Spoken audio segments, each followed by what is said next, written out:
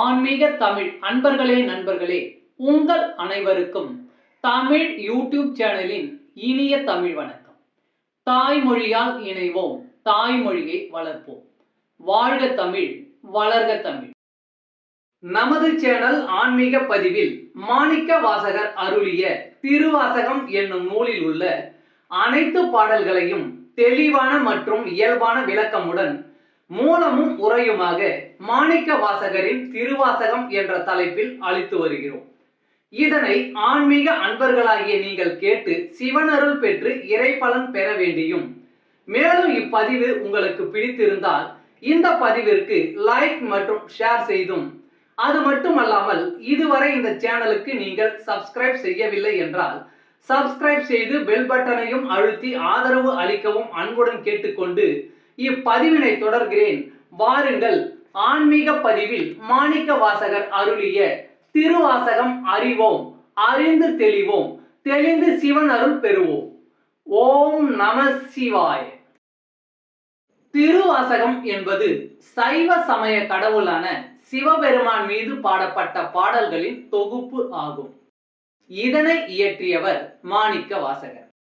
பன்னிரு சைவ சமய திருமுறைகளில் திருவாசகம் 8ஆம் திருமுறையாக உள்ளது.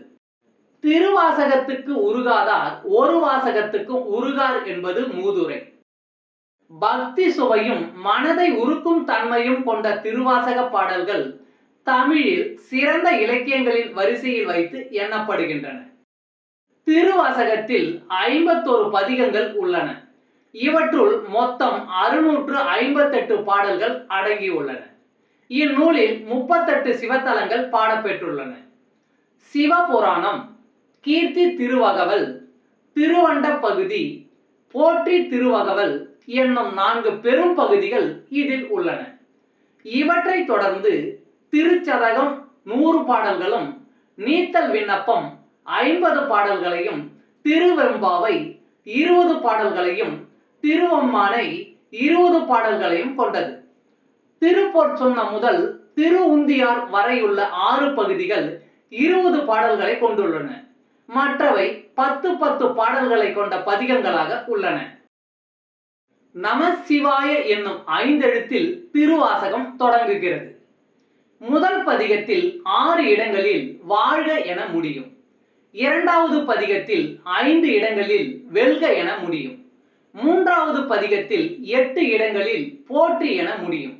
இவ்வாறு 6, 5, 8 என அமைந்திருப்பது திருவாசகத்தின் 658 பாடல்களை குறிக்கிறது.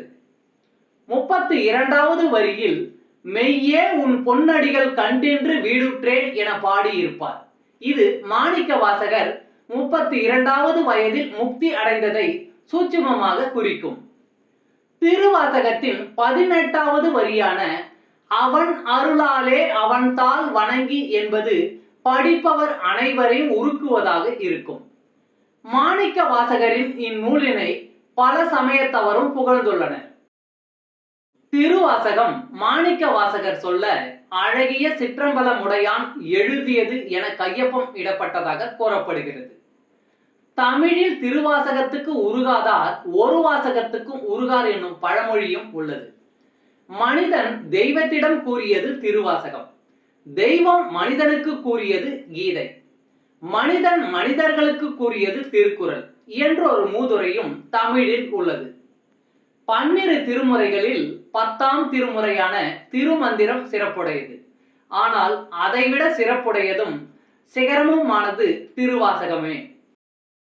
இந்நூல் மனிதனின் உள்ளத்தில் புகுந்துள்ள சிற்றியல்புகள், அவற்றை களையும் முறைகள், இறையாகிய பரம்பொருளை நாடுகிறவர்கள் பெற வேண்டிய பேரியல்புகள், அவற்றை வளர்க்கும் முறைகள், அருள் வேட்கை கொள்ளல், அருளை பெறல், அதில் ஆழ்ந்து தோய்தல், இறைவனை காணல், அவனோடு தொடர்பு கொள்ளல், அவனிடமிருந்து பெற வேண்டியதை பெறுதல், பக்தியை பெருக்குதல், அது இறைபக்தியாக வடிவெடுத்தல், இறையுடன் இரண்டர கலத்தல் ஆகியவற்றை முறையாக கூறுகிறது.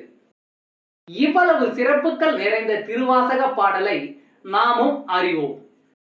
சைவ சமய திருமுறைகளில் 8ஆம் திருமுறையான திருவாசகம் திரு மாணிக்கவாசக பெருமான் அருளிய திருவாசகத்தின் 3ஆம் பகுதியான திருவண்டப் பகுதி.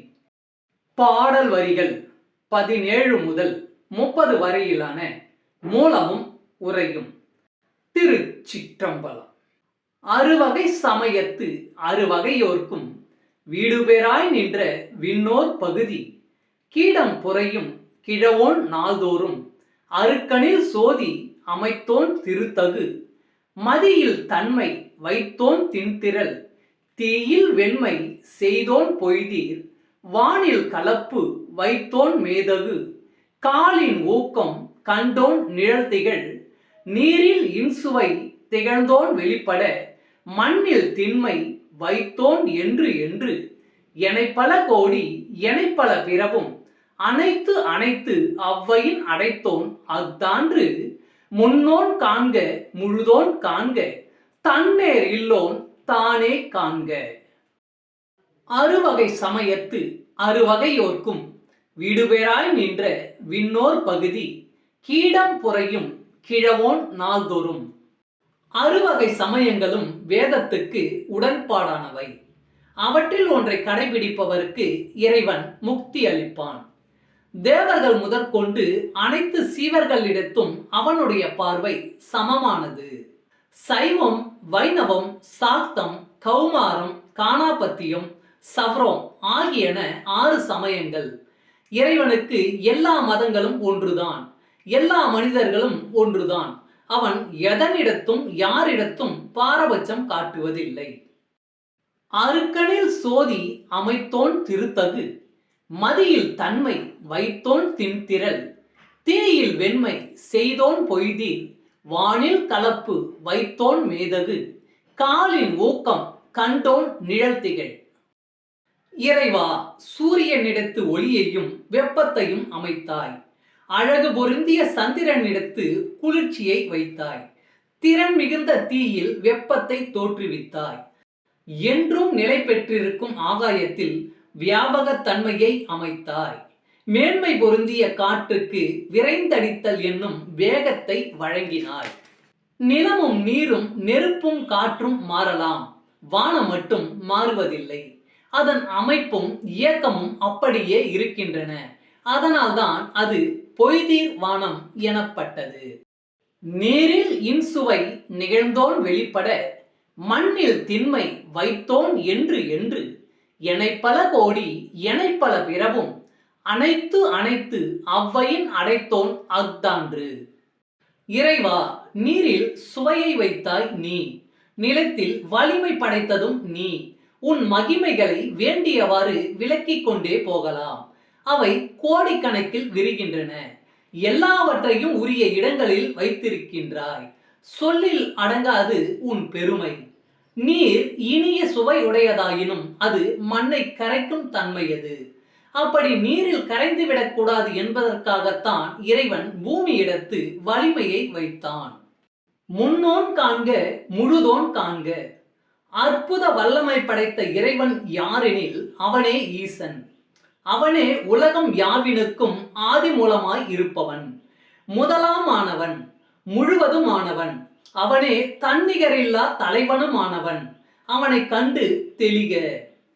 தன்னேர் இல்லோன் தானே காண்க. அவன் குறைவற்றவன், இணையற்றவன் என்பதை உணர்க. அன்பு ஆன்மீக தமிழ் அன்பர்களே, நண்பர்களே, இவ்வீடியோ பதிவினை கேட்டு இன்புற்று ஆதரவு அளித்த அனைத்து தமிழ் உள்ளங்களுக்கும் எங்கள் உள்ளம் கனிந்த நன்றி. மேலும் இப்பதிவு உங்களுக்கு பிடித்திருந்தால் லைக் மற்றும் ஷேர் செய்தும், இதுவரை இந்த சேனலுக்கு நீங்கள் சப்ஸ்கிரைப் செய்யவில்லை என்றால் சப்ஸ்கிரைப் செய்து பெல் பட்டனையும் அழுத்தி ஆதரவு அளிக்கவும் அன்புடன் கேட்டுக்கொள்கிறோம். மிக்க நன்றி. அடுத்த பதிவில் உங்களை விரைவில் சந்திக்கும் வரை உங்களிடமிருந்து விடை பெறுவது தமிழ் யூடியூப் சேனல்.